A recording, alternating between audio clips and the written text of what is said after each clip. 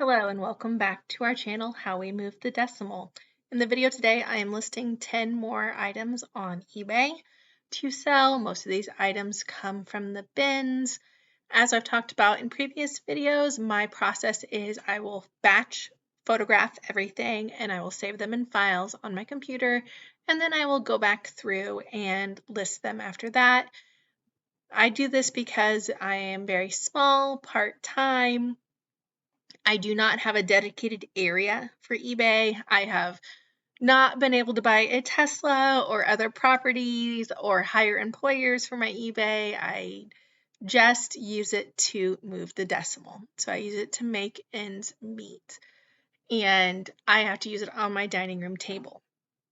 So I have to clean everything off my dining room table to photograph, and it's easier for me to spend hours and hours photographing and then just having it on my computer with the ability to list it later on.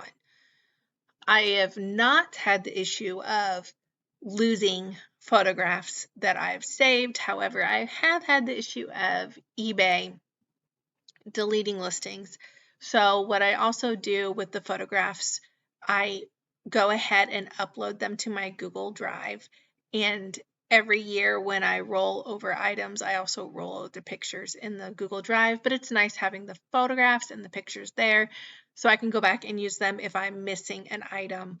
So I just did inventory like I talked about in my previous video. I do inventory in July and January, so twice a year. It goes, the beginning of the year and the beginning of the fiscal year is when I like to do that. So I just finished inventory and we are going to have a garage sale in a couple weeks. I just finished inventory and I did find several items that were actually high sellers that had dropped off. And when I go through my eBay listings, I'll periodically go through and look, and I just assumed I sold them because they are high mark items, high sell items. And when I was going through and pulling all my tubs out and making sure things were still listed and then pulling listings, so I am on the 30s now with listings, and I pulled out all of my tubs with the number 30 on them, so 30 through 39. And those I see what ones are worth rephotographing and relisting and making new listings for, and what ones I'm just going to sell at my rummage sale or donate. And since we are having a rummage sale soon, I decided I'm just going to try to sell those.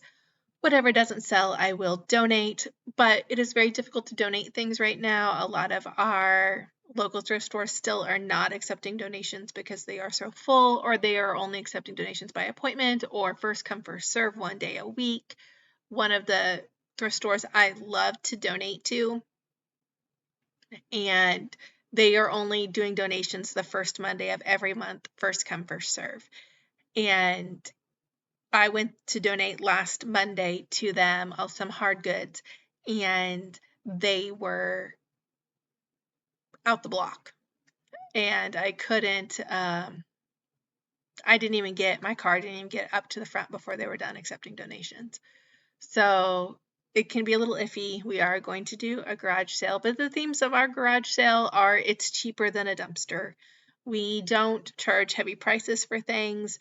Things I have listed for $15 on eBay are going to sell for 50 cents at our rummage sale. I price all clothes 50 cents, all shoes $1, all books 10 cents.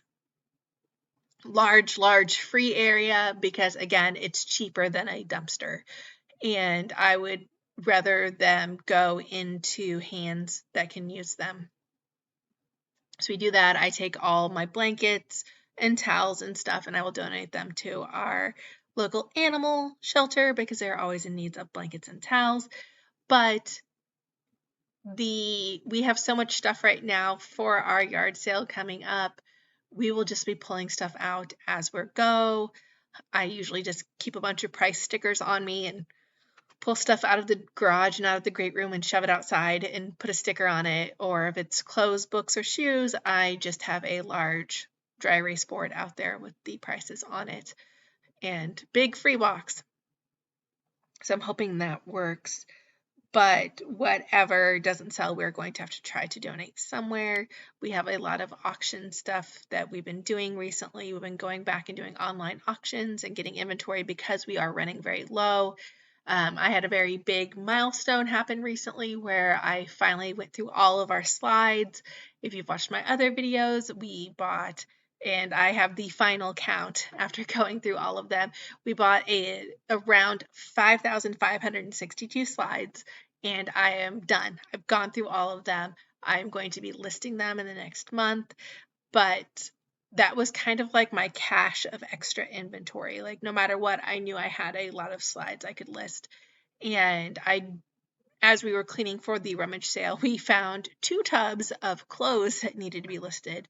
So a lot of this helps too. It's a lot like stores or anything when we are doing this, when we do the inventory. And what has happened now with our rummage sale is we have a 2.5 car garage and it's just full of crap. And what we've done is we take whatever side or area we're working on and we pull it all out into the driveway. And as we were pulling stuff out into the driveway, we found several tubs and we didn't know what was in the tubs, and we opened them and it was inventory to list on eBay. So we did surprisingly find some inventory. However, a lot of this was higher sellers 1 or 2 years ago, which is, I'm assuming, when we bought said inventory. I think it came in a ThredUp mystery box. And so these were higher sellers back then. Some of them are not worth listing anymore, so they are going into the rummage sale and will then be donated. Ironically, though, some of them my children have grown in size and now can wear some of these clothes, so they will be going to my children to figure out what to do with that. But it was a surprise. Look, there's more inventory. And I don't know if any of you guys have, like, when you've gotten down close to the bottom of your death pile, you've gotten excited. And I was like, oh, we're so close to being done. I just finished these slides and I don't think we have any more clothes left. And then we found the clothes. I knew I'd find more stuff when we went and did the inventory system because I knew I'd find stuff that's not listed. I usually find 10 items. I usually don't find like 100 and some items. I will find, 1 to 10 items. I did find other items that were not listed. So I think when I did the inventory, I found around 8 items that weren't listed, and several of them were high sellers, which was disappointing. But I do have all of that. Everything you're seeing in this video now has already been listed and up. I normally like to do 5 listings a day to release them, but I didn't have that many listings and I knew we were running low on inventory, so I was doing 3 listings a day. You have to feed the monster. eBay dislikes it if you're active. So I would do 3 new listings and then I would end 2 previous listings, so I would be doing something with 5 listings. So it wasn't horrible, and I was still feeding the beast, which was helping with sales, but it is summer slowdown anyway. I am, and as I'm recording this, it is the last week of July, I am seeing right now, this past week, pick up in school clothes. So I just sold 2 pairs of kids' Levi's and a pair of Dockers. So I know school is coming around. People are trying to find uniforms. With inflation and stuff, a lot of this stuff is old inventory. This is sunk costs for me. I am not upping my price for inflation. I can't do anything about shipping. I do calculated shipping. I don't want to eat that. So yes, shipping has increased with inflation, but my prices have not. So at a store where khakis, even the Walmart brand khakis, and I know this because my son needs them, he needs black dress pants for his school stuff. Even the Walmart cheap brand has gone all the way up from $10 last year to $16 this year, which may not seem that big of a deal depending where you guys are from, but here in the Midwest, $16 for a pair of black pants that your child is going to grow out of in 6 months because they are growing like they are on fire is a lot of money. So if they can buy used khakis for $15, used name brand khakis for $15, I think we might see a lot of that even if we go into a recession. Some people complain about the recession and how nobody shops online during the recession. No one's buying high-end stuff during the recession. No one's going to buy $400 shoes, stuff like that. But people need $15 khakis. They need dress shirts. They need all of this stuff for work. So I'm not saying I'm recession proof. There are things I have in my store like this, vintage sheets, that are not a necessity and people aren't going to buy, but I have seen an increase in vintage sheets recently, and I think I just hit the algorithm right. They're just like, hey, look, you're going to hit that here. The same with slides. Like I'll sell 10 vintage sheets in a 2-week period, or I'll sell 6 sets of slides in a 2-week period. It just depends what you hit here.